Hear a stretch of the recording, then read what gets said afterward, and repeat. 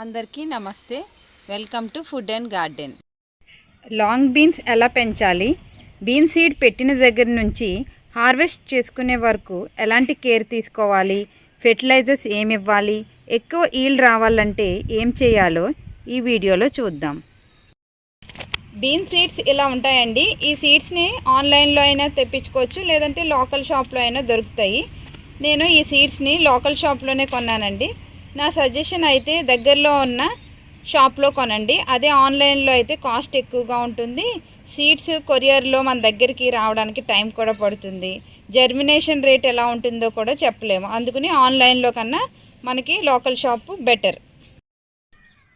ఈ సీడ్స్ని బౌల్లో వాటర్ వేసి నైట్ అంతా సోక్ చేసుకోవాలండి.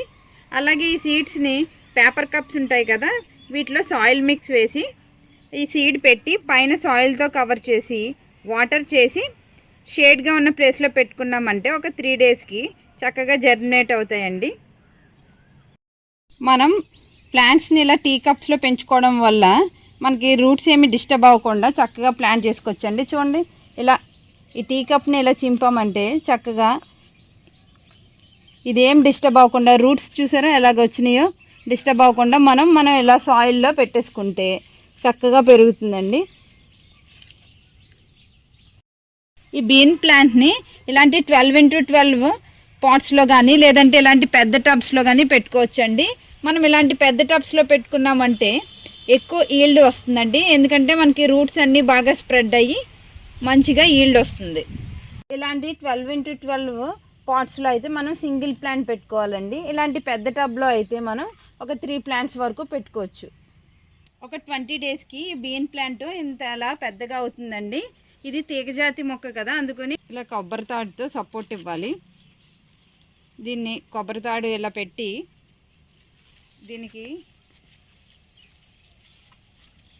పైన ఉన్న పందిరికి కట్టేద్దాం. ఫస్ట్ మనం పందిరికి కొబ్బరి తాడు అలా కట్టిన తర్వాత ఈ పాదని మనం చక్కగా దీనికి సపోర్ట్ ఇచ్చుకుంటా పైకి ఇలా పెట్టామంటే పందిరెక్కుతుందండి. ఈ ప్లాంట్ పెట్టిన 30 డేస్కి ఫ్లవరింగ్ స్టార్ట్ అవుతుందండి. దీని ఫ్లవర్ చూసారా, చక్కగా వైట్ కలర్లో ఉంది. ఈ తర్వాత ఈ ఫ్లవర్ తర్వాత ఒక చిన్న బీన్ లాగా వస్తుందండి. తర్వాత ఇంత పెద్ద బీన్ అవుతుంది. ఈ బీన్స్లో విటమిన్ ఏ అండ్ సి చాలా ఎక్కువగా ఉంటాయండి. అలాగే ఐరన్, మినరల్స్ కూడా ఉంటాయి. అలాగే దీంట్లోనూ ఫైబర్ ఎక్కువగా ఉంటుందండి.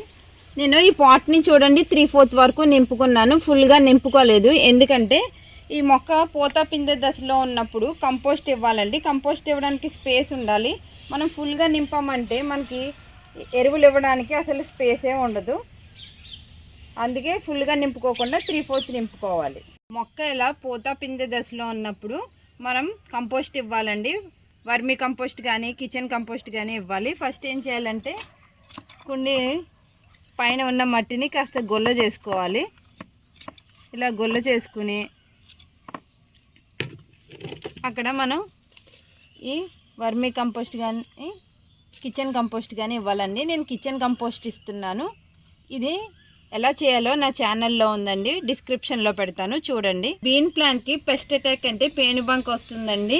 చూసారా ఎలా పట్టేసిందో నల్లగాను.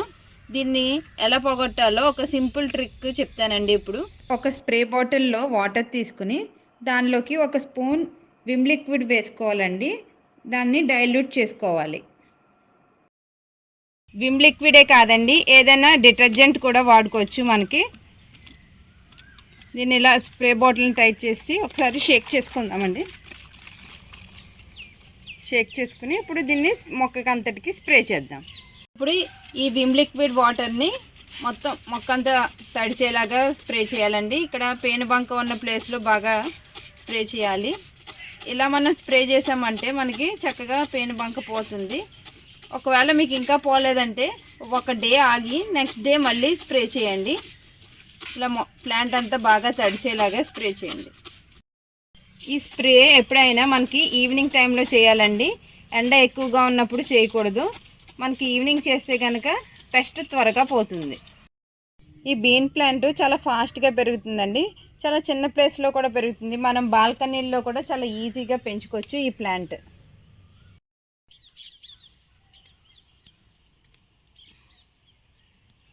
చెస్ బోర్డ్ ఎందుకుంది ఇటు మునగాకు ఫెర్టిలైజర్ ఇవ్వడం వల్ల నా ప్లాంట్స్ చూసారా ఎంత హెల్తీగా పెరిగాయో.